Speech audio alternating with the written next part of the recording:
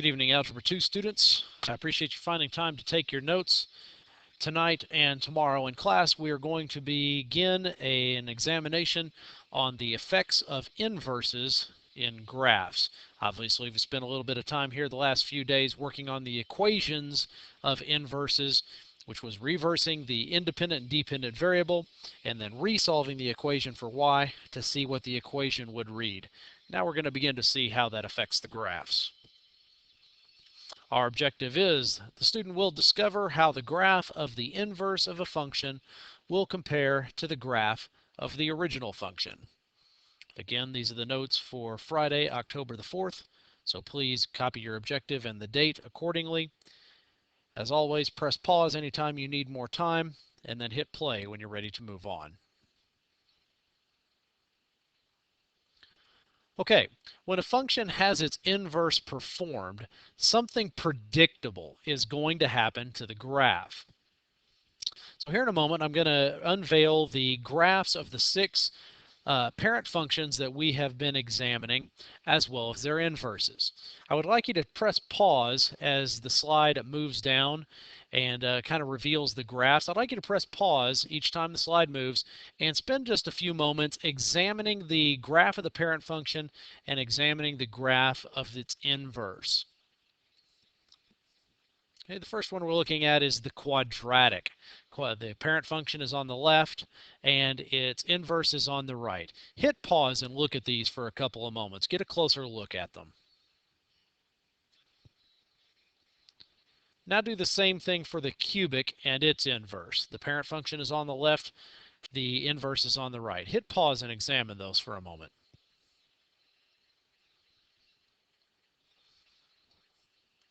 Now the square root and its inverse.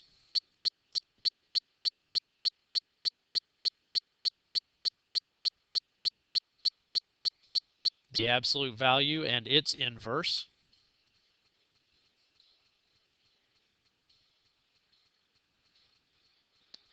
The logarithmic and its inverse.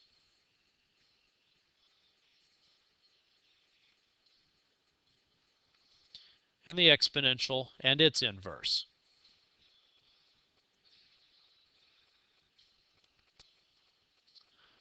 Now, hopefully you've got a little growing suspicion in the back of your head that there is some sort of a transformation, or maybe even perhaps a combination of transformations at play. And of course, by transformations, we're talking about reflections, rotations, translations, or possibly even dilations. Okay, so hopefully you've got that kind of sticking in the back of your mind. But again, we kind of need to figure out, well, if it is a transformation, which transformation actually is it? Okay, well, here are all 12 of the graphs all in one picture. Now, if you did not copy these down, you might want to scribble them down real quick and go ahead and hit pause and have a look at these 12 graphs and see if you can think along the lines of a type of transformation that might get you from each parent function to its inverse.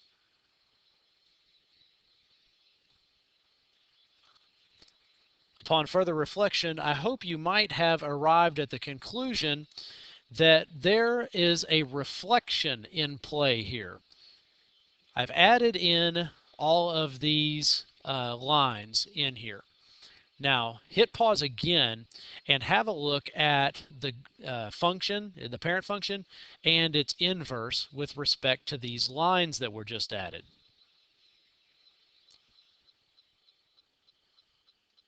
Okay. As I said, there is a reflection going on, and the reflection happens to be through the parent linear function, which is just our basic line, y equals x, and the reflection through the parent linear function will get us not only our parent function, but also our inverse. Okay, now here's how the mathematics of this thing actually works. In an ordered pair, there are obviously two values. These values have names, whether you have forgotten it or not, or never knew it in the first place, whatever the case may be. Our x value is called an abscissa, and our y value is called an ordinate. When we are reflecting through the line y equals x, the math that is happening is the abscissa and the ordinate are going to switch places within the ordered pair.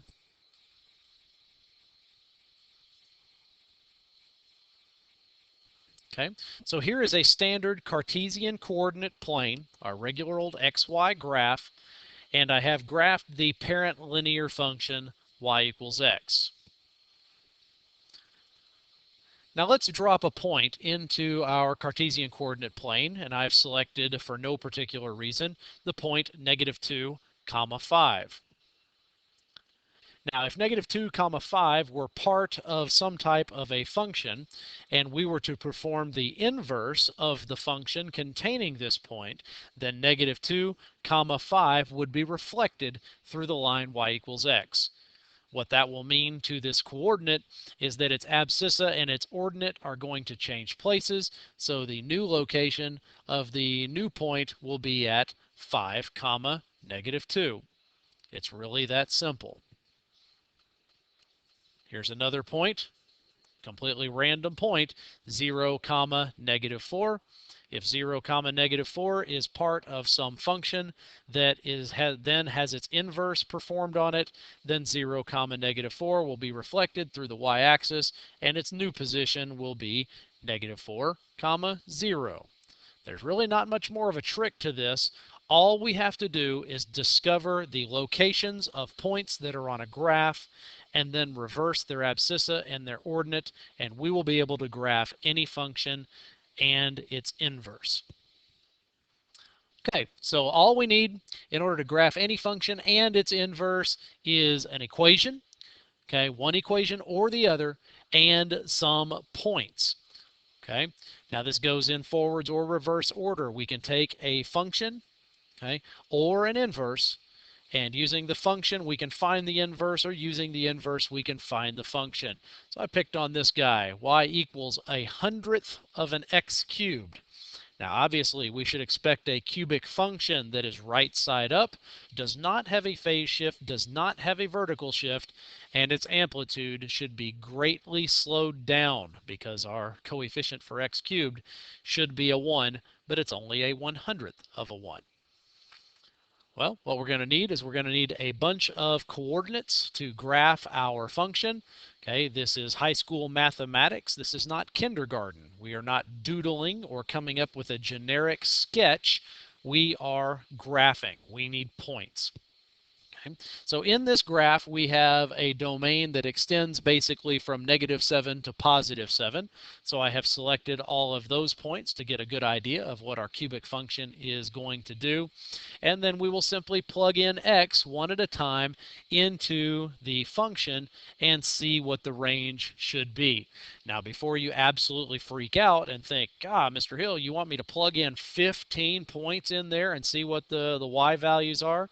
No, if you understand what the function is supposed to do, what kind of symmetry the function does have, then we should be able to predict at least half of these points. Okay, but let's just kind of get started here. Let's take -7 and we'll plug it in for x. Well, 7 cubed is 343. And a negative times a negative times a negative is going to be still negative. So a 100th of -343 is going to drop the decimal point 2 places to the left, so it will be approximately -3.4. The math is not all that hard. When -6 goes into the equation, 6 cubed is 216. It'll be negative, and a 100th of that will be -2.2. Okay, and if you continue that process for a little while, you will basically end up with these values. Now we should understand that the cubic function has symmetry with respect to its vertex at the origin. So all of the positive values on the range, or on the domain rather, are going to do the exact same thing as the negative values did. The only difference is the graph will then be above the x-axis into the positive range. So you can see that these values, as you move away from 0, 0, they move predictably. Okay. Using those coordinates, we will be able to go to our graph and we can plot points, and we can simply connect the dots from there. there is a basic graph of our cubic function that was provided above. Now, if we are going to figure out what is going on with the inverse of this function, okay, well, in class, we've been reversing the x and the y and resolving the equation for y in order to get an equation. But when we're in a graph, it's actually much simpler than that. We can reverse the positioning of the values for the abscissa and the ordinate. So you have the exact same values that you had in the first chart in the other, only the x's have become y's and the y's have become x's. Based upon those ordered pairs that you have there, we can very easily plot points, and you can see the reflection through the line y equals x. Y equals x is not in the graph, but you can easily see how the first quadrant and the third quadrant are split exactly in half, and the graph is symmetric on either side of that line. This is really all there is to it. This is just kind of step one of the discovery of how inverses actually behave and affect graphs.